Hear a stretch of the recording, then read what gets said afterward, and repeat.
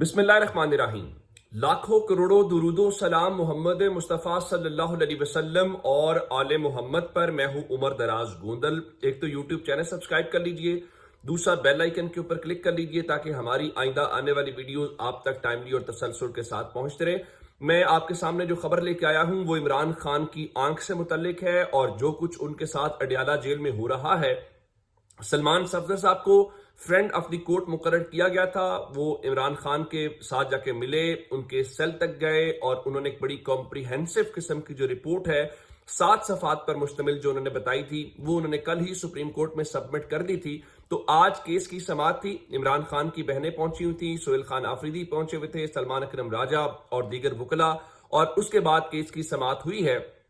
और केस की समाअत के दौरान जो रिपोर्ट सामने आई है वो तहलका खेज रिपोर्ट है, जिसको कहना चाहिए उसमें भरपूर इंकशाफात हैं और मैं बड़ी डिटेल के साथ आपके सामने रखना चाहता हूं कि उसमें क्या कुछ हुआ है और डॉक्टर्स के साथ उन्होंने क्या बताया है। इस रिपोर्ट के मुताबिक इमरान खान ने बताया है कि अक्टूबर 2025 तक उनकी नजर बिल्कुल ठीक थी। फिर अचानक उनकी जो नजर है या आंख है, ये उनकी दाईं आंख है, तो वो ब्लर होना शुरू हो गई। तो अब जब आंख ब्लर होना शुरू हुई तो उनके मुताबिक उन्होंने जेल अथॉरिटीज को इसकी शिकायत की, जिसका कोई अजाला नहीं किया गया। यानी ऐसा नहीं है कि इमरान खान ने किसी को बताया नहीं है मेरी आंख में नजर मुझे नहीं आ रहा या मुझे धुंधला नजर आ रहा है। बुनियादी तौर पे ब्लर का मतलब यह है।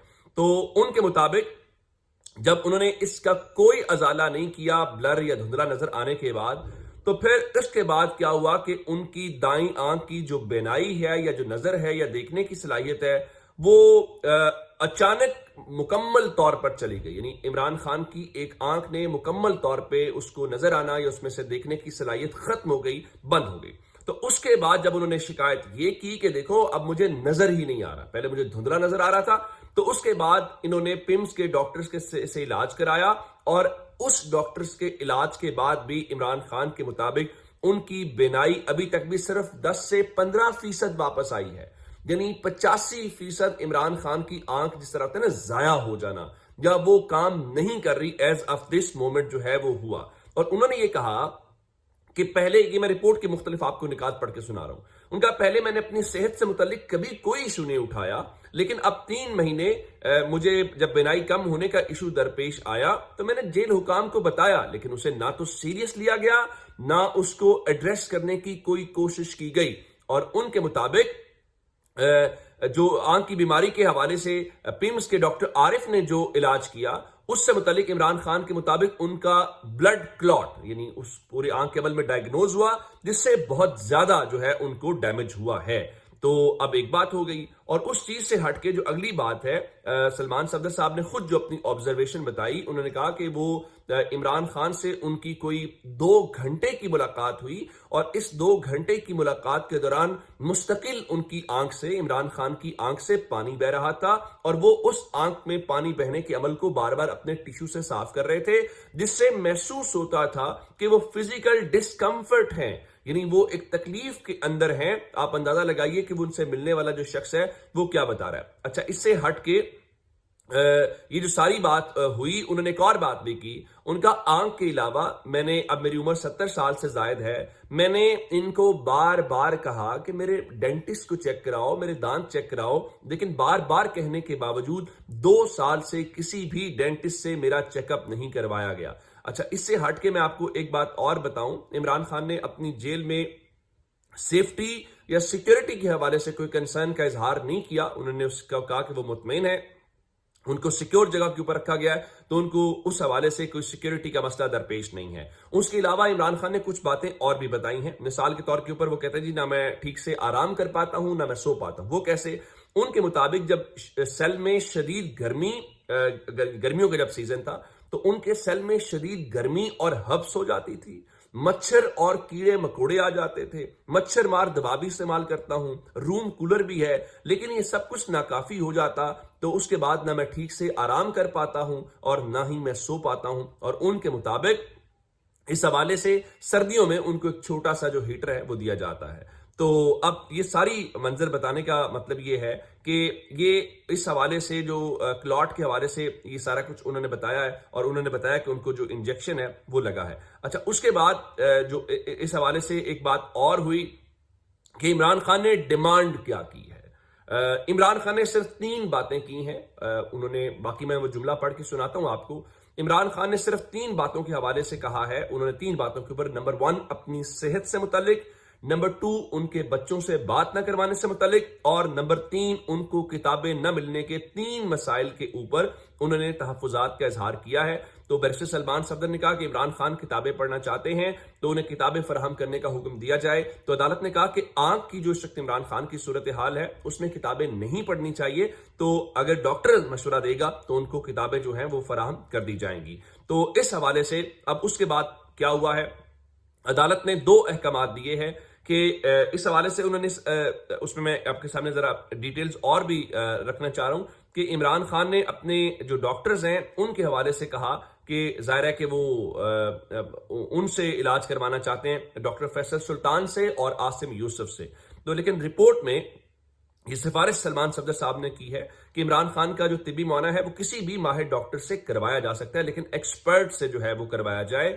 تو میں آپ کے سامنے یہ رکھنا چاہتا ہوں کہ عدالت نے اب عمران خان کی آنکھ کا معائنہ کسی ایکسپرٹ سے کروانے کے حوالے سے اور ان کے بیٹوں سے بات کروانے کے حوالے سے احکامات دے دیے ہیں۔ اس حوالے سے 2 باتیں اور سامنے آئی۔ نمبر 1 کہ ان کا چیک اپ ان کی کسی فیملی ممبر کی موجودگی میں کرایا جائے، تو عدالت نے اس بات کو نہیں مانا۔ پھر عدالت کو کہا گیا کہ ان کے امیڈیٹ فیملی ممبرز کی عمران خان سے ملاقات کرائی جائے، تو عدالت نے یہ بھی نہیں کہا۔ تو عدالت نے صرف یہ آرڈر دیا ہے، اور 16 فروری کی ڈیڈ لائن ہے کہ 16 فروری سے پہلے عمران خان کے بچوں سے ان کی ملاقات کرائی جائے، نمبر 1۔ نمبر 2 جو عمران خان ہیں ان کو کسی آنکھ کے جو ایکسپرٹ ہیں ان سے چیک کروایا جائے۔ تو حکومت نے آج اٹارنی جنرل کے ذریعے جو ہے یعنی اگلے 3 دن کے اندر اس حوالے سے وہ ان کا کیا جائے۔ اب دیکھنا یہ ہے کہ جو یہ آپ نے ایکسپرٹ سے کروانا ہے، اور یہ اڈیالہ کے اندر چیک اپ نہیں ہو سکتا۔ اب عمران خان کو آپ کو ایک بار پھر جیل سے باہر لانا پڑے گا۔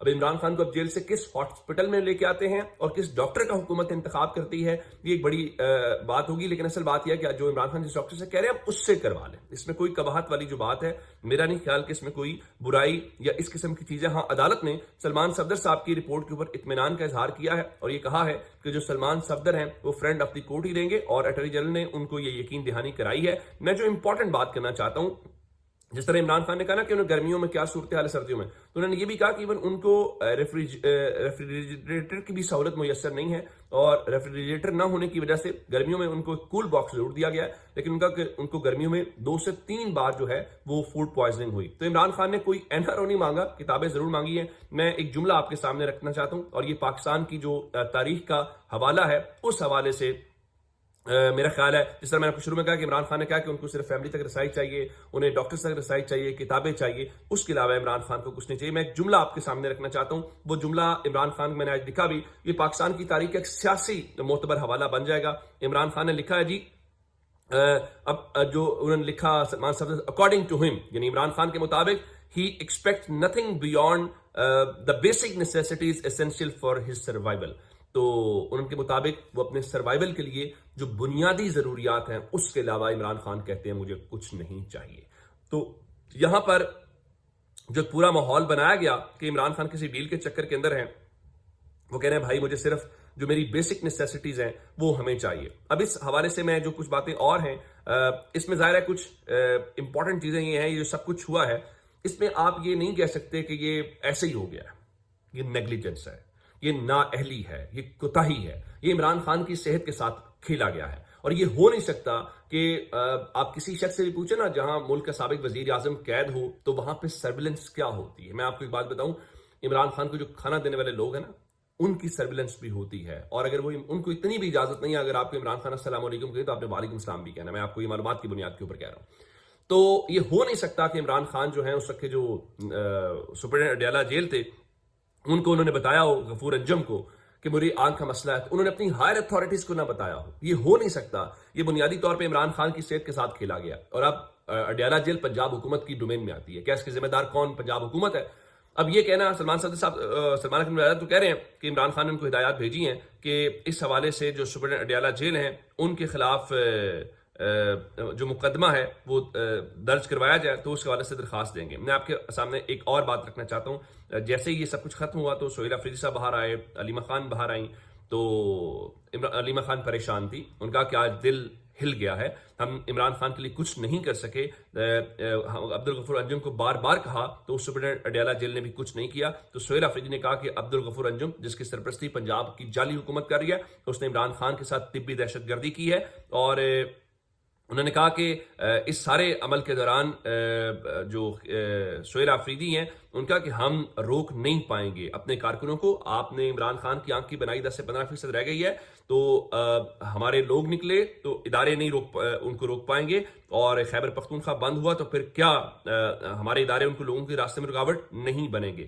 تو یہ ساری باتیں کرنے کا مقصد یہ ہے کہ اس سے اندازہ ہوتا ہے, علیمہ خان نے بات درست کی ہے کہ عمران خان کے اوپر 10 کیمرے آپ نے سرویلنس کے لگائے ہوئے ہیں, تو آپ کو یہ پتہ ہی نہیں چلا کہ عمران خان کی جو نظر ہے ختم ہو گئی ہے. تو ان کا عمران خان نے پھر کہہ کر بھیجا ہے کہ میں مر جاؤں گا, اس فرعونیت کے سامنے سر نہیں جھکاؤں گا, بند کریں یہ ڈرامے جو 2 دن سے آپ نے لگایا ہوا ہے کہ ڈیل ہو رہی ہے, یہ بس کر دیں. تو سلمان اکرم راجہ نے کہا کہ عمران خان کے ایک مجرم کی نشاندہی انہوں نے کی ہے. اسلام آباد ہائی کورٹ بھی اس میں ملوث ہے کیونکہ وہ اپنے اس کے اوپر نہیں کروا رہی. تو میرے خیال سے اب ایک بڑی غیر معمولی صورتحال ہے. عمران خان ملک کے سابق وزیر اعظم ہیں, ان کی صحت, ان کی اس چیز کے اوپر کوئی کمپرومائز نہیں ہونا چاہیے. جو نیگلیجنس ہوئی ہے, اب آپ اس کو یہ کہہ کے کہ جی انتظامیہ کی ہے, جیل انتظامیہ کے, اس کے اوپر مٹی نہیں ڈالی جا سکتی. عمران خان پاکستان کے کروڑوں لوگوں کے ہیرو ہیں, کروڑوں لوگ ان کے چاہنے والے ہیں, ان کے نام کے اوپر ووٹ پڑتے ہیں.